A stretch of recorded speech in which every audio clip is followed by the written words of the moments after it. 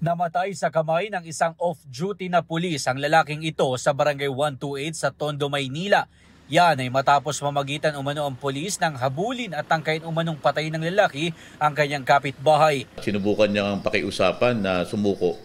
At tulad na nabanggit ko, kinipit balikat lamang, tinutukan yung pulis natin at kinalbit niya yung baril niya. Pero hindi ito pumutok, kaya yung pulis natin walang magawa kundi depensahan niya yung sarili niya. Nabaril niya itong tao na ito. 4 na bala ang tumama sa katawan ng lalaking nabaril ng pulis. Naisugod pa siya sa ospital pero hindi na umabot ng buhay. Hindi natin kailangan mag-warning shot sa mga ganong pagkakataon kasi nakita naman natin na nandun na yung imminent danger na maaari na siyang mamatay. Kasi yung tao ay may dalang baril.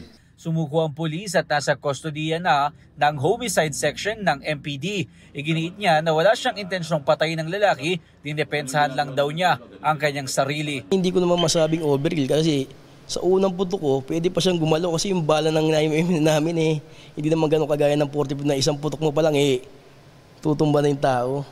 Nakatakdang sampahan ng kasong homicide ang suspect na pulis. Ay naman sa mga kamag-anak ng napatay, wala raw baril ang lalaki.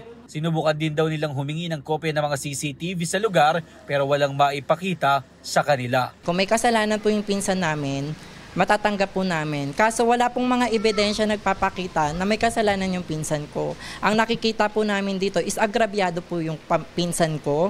Pinatay ng walang kalaban-laban.